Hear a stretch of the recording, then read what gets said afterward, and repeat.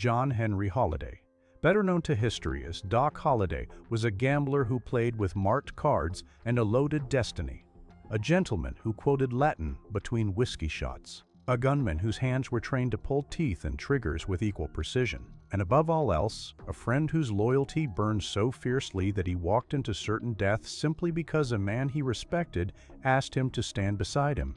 He lived a life that was simultaneously fascinating and tragic, a pendulum swinging between high-stakes faro tables and blood-soaked alleys, between the polished manners of a Southern aristocrat and the cold precision of a man who knew he was dying and had nothing left to lose. The ups and downs of his brief, violent existence are still dissected, debated, and mythologized to this very day.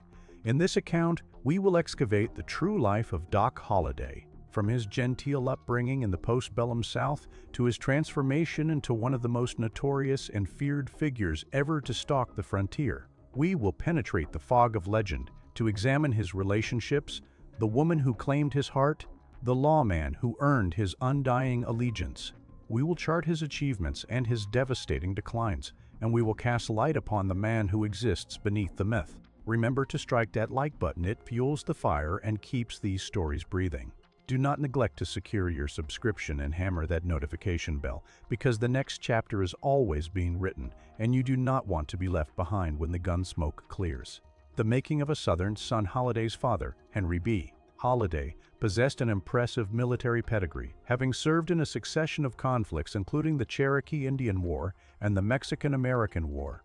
When the Civil War erupted and tore the nation asunder, Henry Holliday rose to the rank of major, but notably, he served in the Union Army, a distinction that would later complicate his son's standing in the Reconstruction-era South. When Major Holliday returned from the battlefields of the Mexican-American War, he did not return alone. He brought with him an orphaned Mexican boy named Francisco Hidalgo, a living reminder of the campaigns he had survived. In 1849, Henry Holliday married Alice Jane McKay. The couple welcomed a daughter, Martha Eleanora, into the world, but tragedy struck early and mercilessly. The child perished before she could reach maturity. Then, on August 14, 1851, John Henry Doc Holliday drew his first breath. He was baptized at Griffin's First Presbyterian Church in 1852, anointed in the faith of his forebears, though the path ahead would lead him far from any altar. In 1857, Major Holliday inherited a parcel of land in Valdosta, Georgia. The family relocated to Lowndes County, where young John Henry enrolled at the Valdosta Institute for his elementary education. There, beneath the tutelage of stern instructors, he immersed himself in the classical curriculum: Greek, Latin, French. The boy, who would one day speak the language of gunpowder and playing cards, was first fluent in the tongues of ancient empires. Major Holliday rapidly ascended to prominence within Valdosta society. He served 2 terms as mayor. He held positions as secretary of the County Agricultural Association, member of the Masonic Lodge, secretary of the Union Veterans Camp, and director of local elections. The Holliday name carried weight. The Holliday name commanded respect, but tragedy, as it always does, arrived unannounced. When John was merely 15 years old, his mother Alice succumbed to tuberculosis on September 16, 1866. The loss carved a wound into the boy that would never fully heal. He had been extraordinarily close to his mother. Her gentility, her refinement, her steady presence had anchored his world. Now that anchor was gone. Compounding the young man's anguish, his father remarried a mere 3 months after Alice's passing. The speed of the transaction must have felt like a second betrayal. Nevertheless, the family's relocation to Valdosta and Major Holliday's entrenched position within the community exerted a profound influence upon John's formation. His classical education, his exposure to society's upper echelons, his father's prominence, all of it laid the foundation upon which the later events of Doc Holliday's life would be constructed. He was raised to be a gentleman. Circumstance would mold him into something else entirely. The descent begins.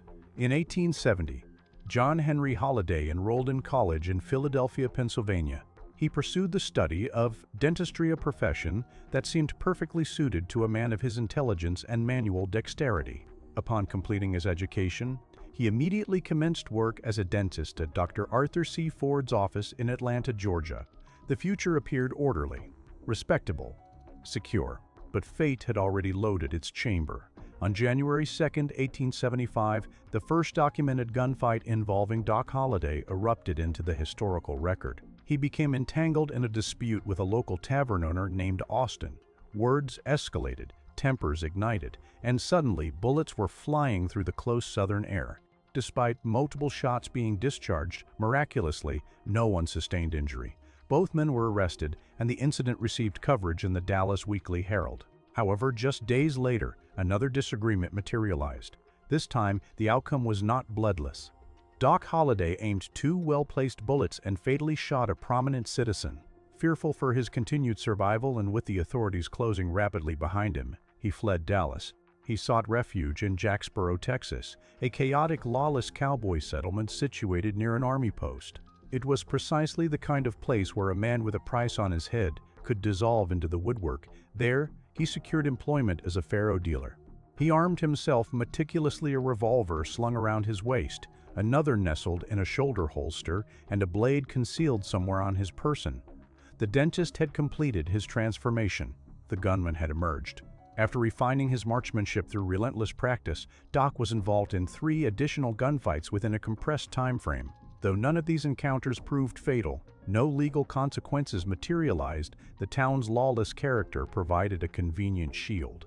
Then another dispute spiraled into violence. This time, Doc fatally shot a soldier from Fort Richardson. The killing of a United States soldier triggered a federal investigation. A reward was posted for his capture. He found himself aggressively pursued by the Army, the Texas Rangers, the U.S. Sheriff, local attorneys, and ordinary citizens eager to collect the bounty. Doc Holliday had become hunted prey. The diagnosis that defined everything: Holliday was diagnosed with tuberculosis, the same merciless disease that had claimed his mother. Understanding that a drier and warmer climate could potentially slow the disease's relentless advance, Holliday relocated to Dallas, Texas, the final major outpost before the vast, untamed western frontier. Upon arriving in Dallas, Holliday reunited with a friend of his father's, Dr. John A. Segar. Together, they earned recognition for their dental craftsmanship at the North Texas Agricultural, Mechanical, and Bloodstock Association Annual Fair. At the Dallas County Fair, they swept the competition, claiming all 3 awards: Best Set of Gold Teeth, Best Set of Vulcanized Rubber Teeth, and Best Set of Artificial Teeth and Dental Wear. But the coughing, the relentless, blood-flecked coughing that tuberculosis brought with it, gradually eroded his ability to practice dentistry. His hands, once steady enough to perform delicate procedures, now trembled from the disease's progression. Meanwhile, Holliday discovered that he possessed a natural aptitude for gambling. It did not take long for the card tables to become his primary source of income. On May 12, 1874, Holliday and 12 others were indicted in Dallas for illegal gambling. The gentleman dentist had become a professional gambler with a target on his back. The woman who held his heart. As his illness advanced, Holliday migrated to Fort Griffin, Texas, where he found work dealing cards at John Shancy's Tavern. It was here that he encountered Mary Catherine Big Nose Kate Horoni, a tough, fiercely independent woman who occasionally engaged in prostitution to sustain her freedom. Despite possessing a solid education, Kate chose the life she led precisely because it afforded her the autonomy she craved. Between Doc and Kate, something genuine ignited. According to multiple historical accounts, she remains the only woman definitively known to have captured Holliday's heart. Their relationship was volatile, passionate, and punctuated by frequent separations and reconciliations. But through all the chaos, they kept returning to one another. 2 damaged souls recognizing something familiar in each other's fractures. The friendship forged in Gunsmoke. In 1878, Wyatt Earp had previously expelled 2 cowboys, Toby Driscoll and Ed Morrison, from Wichita. That summer, those 2 cowboys, accompanied by 24 others, thundered into Dodge City and unleashed havoc. They bombarded the town as they galloped down Front Street, then poured into the Long Branch Saloon, vandalizing the establishment and terrorizing its patrons. Wyatt Earp sprinted toward the commotion the moment he heard the disturbance. He was immediately confronted by a large assembly of cowboys leveling firearms directly at him. According to some accounts, only 3 to 5 cowboys participated. But regardless of the precise number, Wyatt Earp was staring down the barrels of multiple guns with no backup in sight. Doc Holliday was reportedly seated at the rear of the establishment, engaged in a card game. When he registered the confrontation unfolding, he rose from his chair, drew his own weapon, and pressed the barrel against Morrison's skull. He then compelled Morrison and his contingent to disarm themselves, rescuing Wyatt Earp from what could easily have become a fatal ambush. Curiously, no newspaper in Dodge City documented this confrontation at the time. The exact particulars of what transpired remain shrouded in uncertainty. Yet, despite this historical ambiguity, Wyatt Earp consistently credited Holliday with saving his life that day. From that moment forward, the two men were bound by an unbreakable bond. Doc Holliday had earned Wyatt Earp's loyalty, and Wyatt Earp would never forget the debt. The 30 seconds that echoed forever. On October 26, 1881, Virgil Earp served as both a deputy U.S. Marshal and the sheriff of Tombstone. He received intelligence that the cowboys, the same faction they had repeatedly clashed with, were armed in violation of a city ordinance requiring all weapons to be deposited at a saloon or livery stable upon entering town. Shortly after the Earps and Doc Holliday confronted the cowboys, gunfire erupted in a narrow alley off Fremont Street. In approximately 30 seconds, the air was thick with black powder smoke and the iron scent of blood. When the firing ceased, Billy Clanton lay dead. Frank McClory lay dead. Tom McClory lay dead. Tom McClory lay dead. Virgil and Morgan Earp had sustained gunshot wounds. The Earps and Doc Holliday stood trial for murder. They were acquitted. But the acquittal did not end the blood feud. Morgan Earp was later assassinated, shot in the back while playing billiards. Wyatt and Doc embarked upon a vendetta ride, systematically eliminating those they held responsible. Frank Stillwell, Curly Bill Brolshius.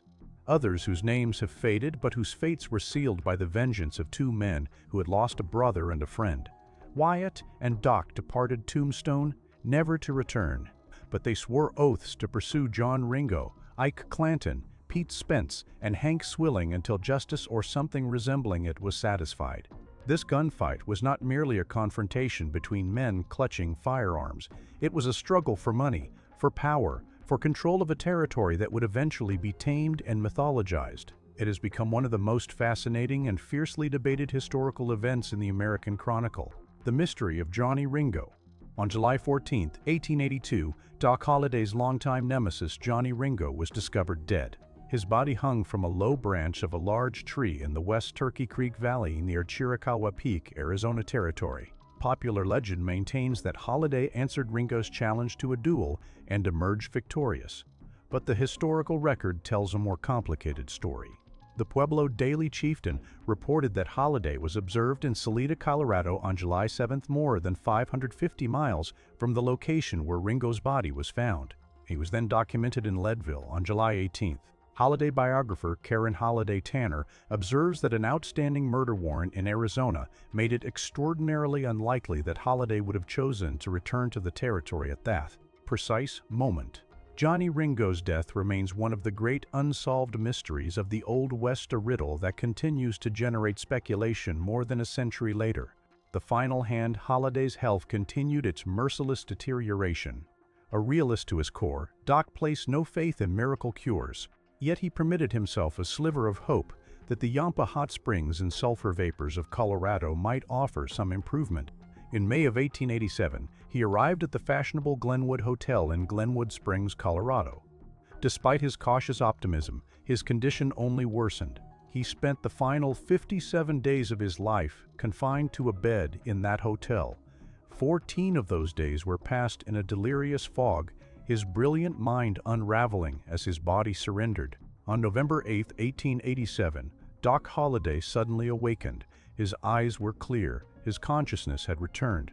He requested a glass of whiskey. After drinking, with evident amusement, he glanced down at his bare feet and remarked, "That's funny." And then he was gone. Doc Holliday had always anticipated that his life would conclude in a more dramatic fashion, perhaps a gunfight with his arch-rival, sprawled across a vast western landscape, bullets still smoking in the chamber. Instead, he died in a hotel bed, betrayed by the same disease that had stolen his mother from him. Holliday's final resting place is located at Glenwood Springs Cemetery, positioned upon a steep hillside that overlooks the valley below. It is a quiet, dignified end for a man who lived anything but quietly. The tally of survival. Despite his reputation as a gunfighter, Doc Holliday was far from invincible. He narrowly evaded death on 9 documented occasions. These included 4 attempts to hang him and 5 separate gunshot wounds that pierced his flesh. He is credited with killing a number of men, though the exact figure remains unknown and will likely never be established with certainty. The enduring legacy, Doc Holliday's legacy, persists not merely as a legendary gunfighter of the Wild West, but as an enduring symbol of resilience, loyalty, and courage in the face of overwhelming adversity. He was a man who knew he was dying from the moment he received his diagnosis, yet he refused to retreat into self-pity or obscurity. He lived with ferocious intensity. He loved with stubborn devotion. He stood beside his friends when standing beside them meant placing himself directly in the line of fire. Doc Holliday has become a compelling figure, inspiring countless stories, films, and literary works. Through the examination of his life, we are reminded that even in the darkest corridors of existence, there remains hope, that living with passion and pursuing grand objectives can transform even a doomed man into an immortal legend. He was a gentleman, a gambler, a killer, a friend, and his name still echoes through the canyons of American memory. If this journey through the life of Doc Holliday stirred something within you, if you found the content engaging and worthwhile, please extend your support with a like and share. Do not forget to subscribe to this channel and leave your thoughts in the comments below so that you remain present for the next installment of Forgotten History. Thank you for riding with us.